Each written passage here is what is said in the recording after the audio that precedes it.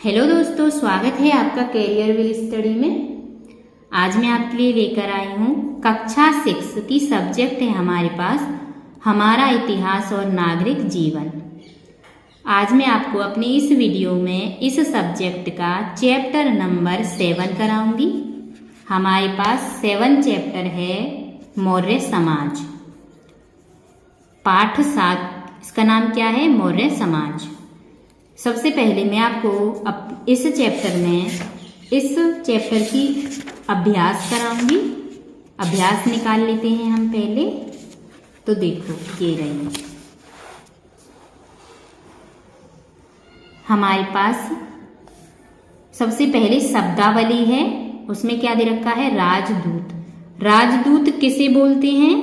राजा का दूत। राजा के दूत को क्या बोलते हैं? राजदूत। ठीक है। उसके बाद हमारे पास अभ्यास है। उसके बाद देखो अभ्यास में प्रश्न नंबर 1 है, निम्नलिखित प्रश्नों के उत्तर लिखिए। ठीक है। तो पहला प्रश्न है, चंद्रगुप्त मौर्य कौन था?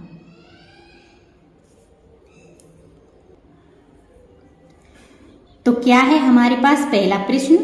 चंद्रगुप्त मौर्य कौन था?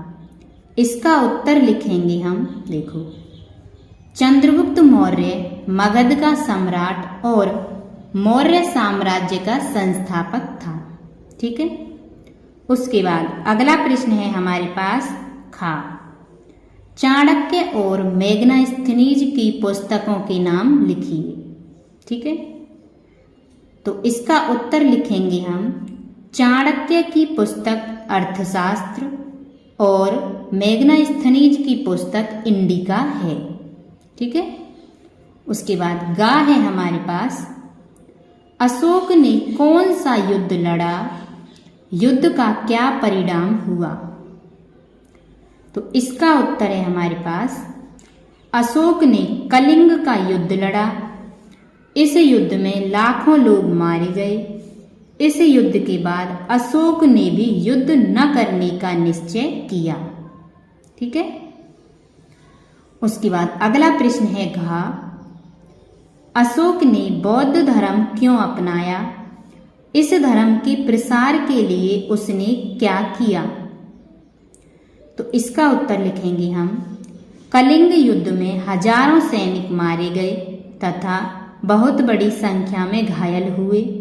इससे अशोक बहुत दुखी हुआ तथा उसने निश्चय कर लिया कि वह भविष्य में कभी युद्ध नहीं करेगा और उसने बौद्ध धर्म अपना लिया तथा अहिंसा का पालन करने लगा। ठीक है। उसके बाद अगला प्रश्न है हमारे पास, हमारा राज चिन्ह क्या है? इसका उत्तर लिखेंगे हम। हमारा राज चिन्ह 4 सिंगी वाली आकृति है, जिसमें 3 सिंग ही दिखाई देते हैं। एक सिंग पीछे की ओर होने के कारण दिखाई नहीं देता। ठीक है। अगला प्रश्न है हमारे पास, मौर्यों के प्रशासन का वर्णन करिए। इसका उत्तर लिखेंगे हम। पहले हेडिंग डालेंगे मौर्य प्रशासन। उसमें लिखेंगे मेगनास्थनीज की इंडिका और कौटिल्य के अर्थशास्त्र से मौर्य प्रशासन तंत्र की जानकारी मिलती है। चंद्रगुप्त मौर्य के हाथ में शासन के सारे अधिकार थे। उसकी सहायता के लिए एक परिषद थी, जिसमें बुद्धिमान सदस्य राजा को सलाह देते थे। प्रशासन के लिए साम्राज्य 3 स्तरों में बटा था, केंद्र, प्रांत, जनपद, शहर और गांव। इस समय नौकरशाही व्यवस्था थी। वेतन नगद राज्य कोष से दिया जाता था। राजा दौरा करके प्रांतों से लेकर गांव तक की खबर रखता था। गुप्तचर पूरे साम्राज्य की सूचना राजा को देते थे। बाहरी आक्रमण और आंतरिक विद्रोह को दबाने के लिए पैदल, हाथी और घोड़ों से निर्मित थल सेना थी। कृषि कर, सिंचाई कर, व्यापार कर आय के मुख्य स्रोत थे। राज्य के जंगलों और खानों पर राज्य का स्वामित्व था। राज्य सेना के लिए हथियारों का निर्माण करते थे। लगभग 2500 वर्ष पूर्व का यह मौर्यकालीन प्रशासनिक ढांचा आज भी हमारे देश के ढांचे से मिलता है। अगला प्रश्न है हमारे पास, सही और गलत बताइए। अशोक ने अपने साम्राज्य विस्तार के लिए कई युद्ध किए, ये बात क्या है? सही। ठीक है, यहां पे सही का साइन। चंद्रगुप्त मौर्य ने सेल्यूकस को हराया, ये बात क्या है? सही। उसके बाद अगला प्रश्न है, अशोक का उत्तराधिकारी उसका पुत्र बिंदुसार था, ये बात क्या है? गलत। उसके बाद चंद्रगुप्त मौर्य ने चाणक्य को अपना मुख्यमंत्री नियुक्त किया, ये बात भी सही है। तीसरा है हमारे पास, सही जोड़े बनाइए। पाटलिपुत्र नगर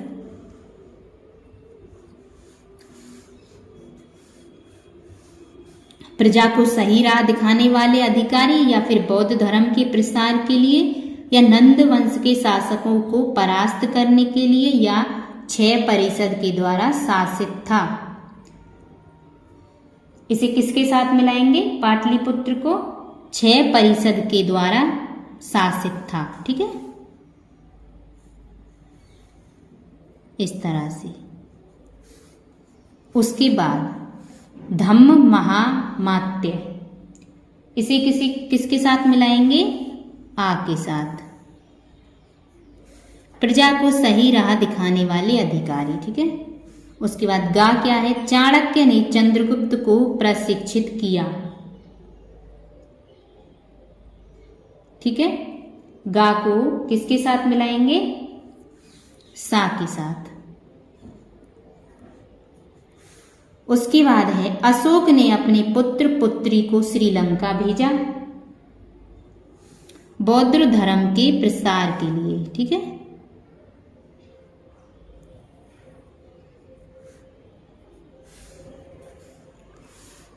उसके बाद हमारे पास अगला है,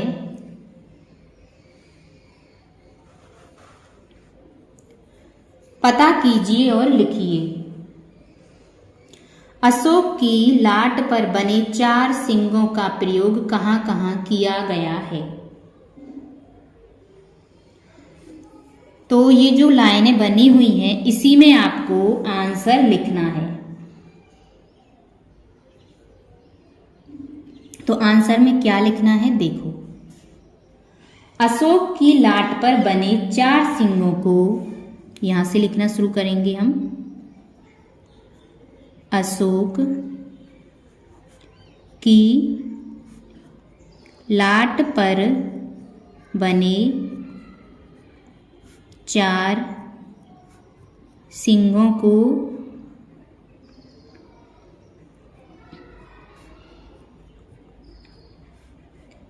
भारत ने राष्ट्रीय प्रतीक के रूप में अपनाया।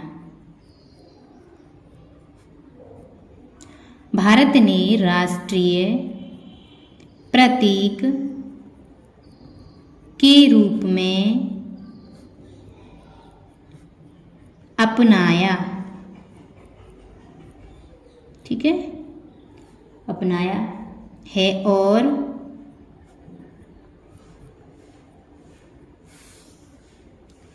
और इसका प्रयोग भारतीय मुद्राओं इसका प्रयोग भारतीय मुद्राओं एवं केंद्र सरकार के प्रशासनिक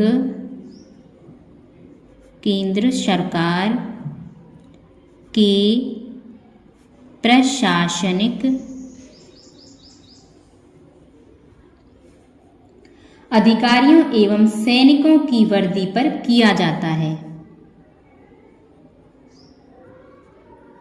अधिकारियों एवं सैनिकों की वर्दी पर किया जाता है। ठीक है, इस तरह से लिख देंगे। उसके बाद हमारे पास नीचे दिए गए क्रियाकलापों में से किसे आप सही एवं किसे गलत मानते हैं? अपना उत्तर सही एवं गलत का निशान लगाकर स्पष्ट करें।